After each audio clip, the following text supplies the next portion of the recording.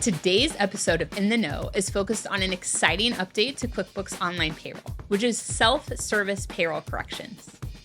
Here's what to expect. You'll see the update in action, and then hear from ProAdvisor correspondents Roman Villard and Nayo Carter-Gray, who shared their advice on how you can work smarter and not harder. Hey ProAdvisors, I'm Jacqueline, and you're watching In the Know. It's the show designed to keep you in the know on the most exciting updates to QuickBooks Online. So here's the scoop. We heard that you wanted to make payroll corrections yourselves without having to call into care. So now you can run after the fact payroll. That's right, backdating will be allowed during the open tax quarter. And now for the fast facts. This update is available to all users of QuickBooks Online Payroll across all tiers. To access this new enhancement, you'll simply go through the Run Payroll flow as per usual and enter the applicable pay period and pay date. Then you can head to the Tax Center to make or record any applicable tax payments. Self-service payroll corrections has been live as of May 2024 to users in the US and Canada. If you find this update interesting or helpful, go ahead and like, comment, and subscribe. So with that, it's my pleasure to welcome Mark onto the show to give us a quick spin of how payroll corrections works. Mark, over to you. Awesome. Thanks for having me here, Jacqueline. Really excited. We just recently launched this.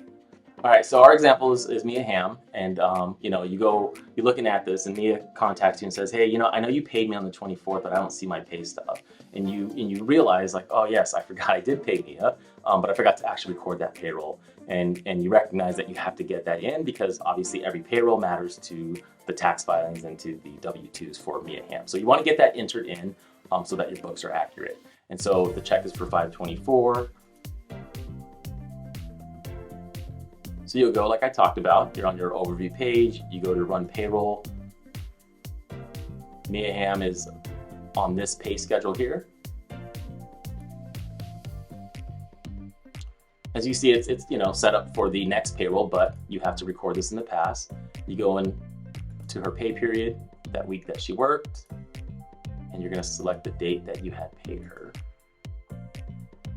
All of it's the same. She normally gets 40 hours a week, etc. And over here, we want to highlight here, really that you're backdating. You're doing payroll in the past. That there is the tax implications. And again, we want to make sure that you're making your tax payments if there's any liability that happens. We also say here for some of the customers is if you forgot to pay your employees, really you should be using today's date. So we want to warn you to make sure that you really truly are doing a payroll that was in the past. All right, before you get to the submission screen, before you review everything, obviously you're gonna see another same message, but again, it's just to warn you right before you click submit, just notifying you again of the taxes. And you click that submit payroll, we give you a pop-up that really directs you to go to the tax center. And so obviously you created a check, there's gonna be some tax liabilities from that check, and we go to tax center directly, and then you can make your payments or you can record it depending on how you pay, whether it's outside the system or within the system. But here's your federal and here's your Alabama taxes. And that's it. It's that easy. Awesome. Thank you so much, Mark. Thanks for being on the show. We'll turn now to ProAdvisors Nayo and Roman for them to weigh in. Nayo, Roman, thanks so much for joining us on this episode of In the Know. We are talking about QuickBooks Online Payroll, and there is a lot of buzz around ProAdvisors now being able to do self-service corrections. But now let me start with you. Help me understand when a ProAdvisor would need to make a payroll correction. Generally, it's when our clients do things in payroll that may not necessarily be correct, which happens quite often.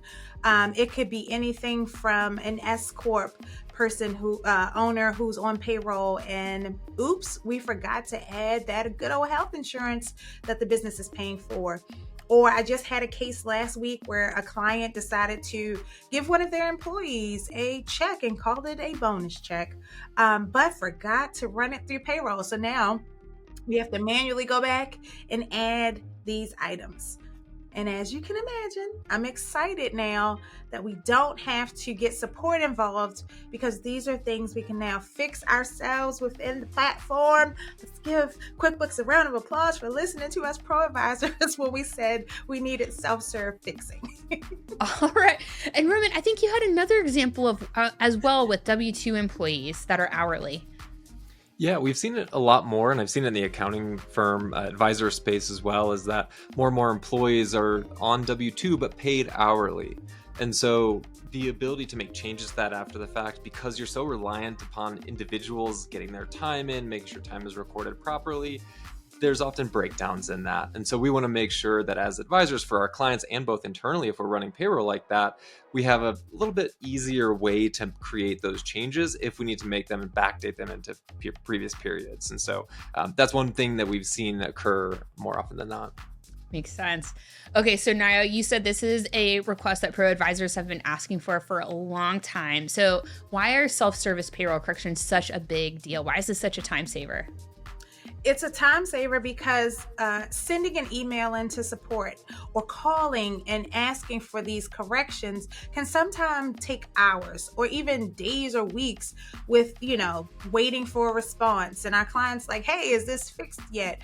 So being able to do this ourselves really just kind of ensures that, one, we're doing exactly what needs to be done, and we don't have to explain what the issue is. And then two, we can see it in the platform being done as it's being done. So it's not like now I have to wait for somebody to do something on the back end and then or email me back and say, hey, this correction has been made, and then I have to go check and verify that it was actually made correctly. So it's just going to be a big time saver, both I can imagine for this payroll support team as well, because it's less information that they have to gather from us. We can physically make those changes ourselves, and then they can do what they need to do on the back end and just make sure they're all approved and those payroll reports are filed correctly the first time. Yes. I love that everybody's getting time back. Okay, so Roman, curious, you've talked a lot about how advisory is a mindset. So would love to hear how your team applies this advisory mindset to payroll. Yeah, what's interesting, Jacqueline, is that we may or may not be the primary on payroll administration for our clients. Our clients may be owning that, and to Nayo's earlier point, there's a lot of things that can happen. There's a lot of moving parts. And so when something inevitably breaks down, who do they call to ask for support? Well, we're often getting that call. And so it's important for us as advisors to not only know how things run within the environments that our clients are working in, and then know how to resolve those problems. Because at the end of the day, as an advisor, if we're going to be training individuals to become advisors from the transactional level through strategic CFO work, we need to be able to solve those problems. And so things like this now, they place a little bit more efficiency on our side to be able to self-serve some of those problems to be solved versus having to call in and wait for support, maybe waiting a couple days. So to have the visibility into that, the understanding of how to navigate those problems very effectively, that from an advisory standpoint, I think is pure gold from a product standpoint. I think Roman summed it up really beautifully on how that relationship with us, the advisor, and the client really works when it comes to payroll. Typically, the client is the one who's pressing all the buttons to run the payroll. And we're just making sure those numbers make sense when we are reviewing those financial statements or helping them strategically make decisions about if they're hiring properly or if they're utilizing their talent effectively. So I think, Roman just hit the nail on the head with his summary, because it was beautifully worded and it just spoke to my soul on all the things that's happening with our client base and where we're trying to go with them. Oh, well, thanks for going deep on payroll. And it makes me so happy to hear that you feel heard and that these updates will enable more ProAdvisors to offer payroll services, which I know can feel intimidating if they're able to self-service and not get bogged down in calls to care or tax resolutions or what have you. So that's awesome. Nayo, Roman, you rock. Thanks so much for being here and for sharing your time and insights. Appreciate you both. See you. And thank you for watching this episode of In the Know. I'm Jacqueline, the host of In the Know and leader of ProAdvisor training and certification. Be sure to like, comment, and subscribe so that you don't miss a single episode. We'll catch you next time.